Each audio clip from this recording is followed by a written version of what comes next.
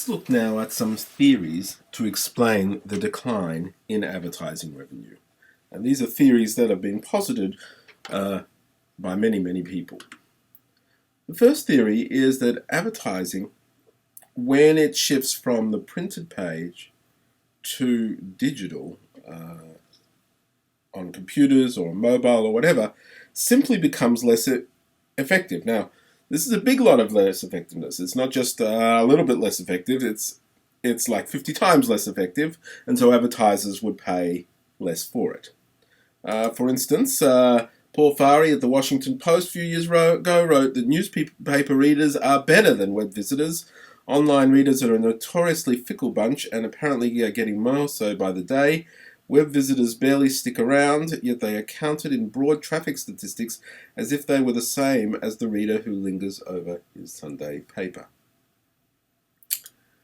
So what they're really saying is, if you took a ad like this one at the bottom of the Boston Sunday Globe for Citizens Bank, that ad is worth and is more effective than a similar ad on the same day at the Boston Globe's online website. You can see the Citizens Bank's ads right there. It's not quite as prominent, but they're saying that really changes things, and so Citizens Bank would pay a lot for the first ad, but not so much for the second. The problem with that is that's a nice hypothesis, but we can't find that in the psychological literature. When people run experiments and things like that, they show, if anything, internet ads can be more effective, not less effective than print ads. So that doesn't sound like the right explanation.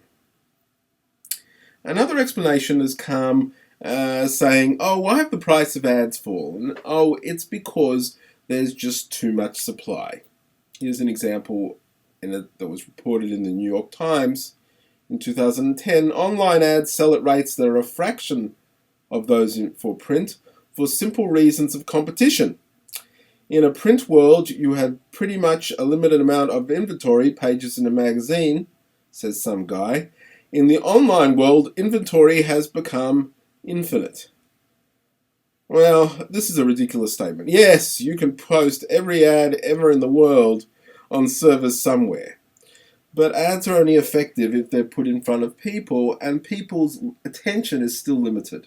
So this idea that there's now this sort of infinite supply of ads is just craziness. There's still limited attention for ads. Now, it may be that people were paying more attention to ad-related media, which is something we'll come back to later, but, infinite is wrong. The key here is the economic fundamentals. And this is why it's a puzzle. Back to supply and demand. Attention is still scarce. And if attention is still scarce, that means there are only so many ads that can impress people can see in the world. And advertisers haven't changed. They still want to access that attention. So demand and supply haven't actually changed. Okay. So how do we think about this? Well, let's go back to the traditional business model for newspapers. It starts with establishing platforms such as the Boston Globe. And the Boston Globe provides content. Basically, the idea is they provide content, and if you build it, they will come and see that content. If that's all you did, you could charge people, if they found that content valuable, to access it. But no, they didn't quite do that, because it turned out there were these other people. Hey, once you're bringing all these eyeballs in who are reading this content, we could just throw a few ads there. And so an ad, Zipcar, for instance, might want to play some ads interleaved in that news, and they will pay the Boston Globe for access to those consumers. In fact, the Boston Globe looks at that and it says to itself, well, that's interesting. I can charge these advertisers whatever because I own the consumer. What I'm going to make sure I do is get more consumers, and so that's where I invest, and that's where I'm really competing. So much so that what I want to do to get more consumers is I want to drop my price, sacrifice some revenue from the consumer side so I can earn more advertising revenue.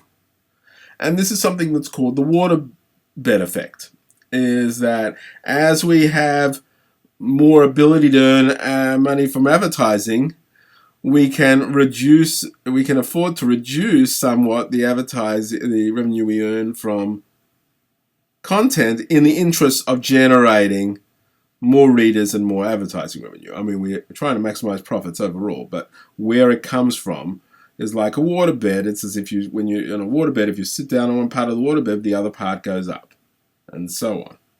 And so basically the idea is a very simple model. Get consumers in, charge advertisers for access to them, and each new reader brings in a new revenue stream. That's it. Now the problem is that this has been disrupted. As we've seen, there's been a leak in our waterbeds sprung at the advertiser level. Revenue is not is leaking out.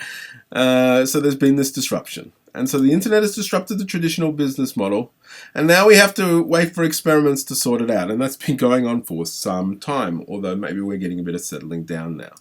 And there have been lots of experiments. Back in the early days of the internet, there was the idea of paywall for premium content. You know where this comes from. If you were an MBA student advising the New York Times circa 2000, you say, well, you want to charge more because of the waterbed effect. You want to sell something that's not advertising. What you have to do is you have to think about what do you have that's unique. And what you have that's unique is people like Paul Krugman, your op-ed writers, because the news is everywhere, but there's other stuff that's more unique. And so you say, well, let's charge for that, charge for the premium content. And that's in fact what they did with a thing called Time Select. And it turned out that fewer people wanted to pay for Paul Krugman than they thought.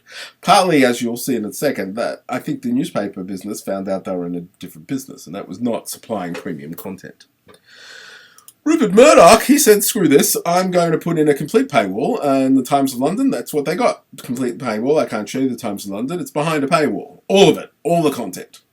They lost 98% of their web traffic, but then again, on the remaining 2%, they're now earning revenue, so maybe they're better off. Not so sure about those things, given the advertising, but, if advertising revenue is so low, maybe this works. We've seen other ideas for a limited paywall, and these become much more popular. So the Financial Times started with one, New York Times got it, there's all sorts of others, and that's the idea that way you can look at a few articles online per month, but if you want to consume it daily, then you've got to pay. And this is kind of an interesting one. This seems to have worked to get subscribers in. Why? Because the newspaper is providing a platform for people to have all their news curated. So not like myself, who bounces around from site to site and optimizes and puts together my own bundle.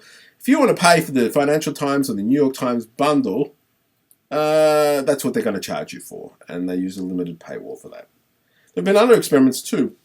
A group of the Daily Mail in England, one of the largest traffic websites in the world. Well, they said, forget it. We'll just maximize eyeballs, and we'll get as much as we can from ad revenue, since it'll be free and online. The London Evening Standard decided to forget the internet, and they went free and offline only.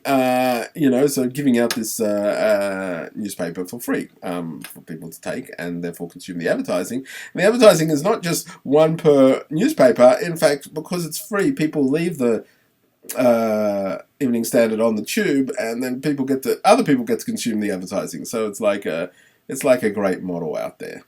So that's the kind of experiments that we have seen to try and sort this out. But ultimately, that's all been focused on the revenue side, on the subscription side. Advertising revenue's gone away. We've got to make it up somewhere else. How are we going to do it? But there's a real puzzle. What if there's a way to deal with the advertising revenue?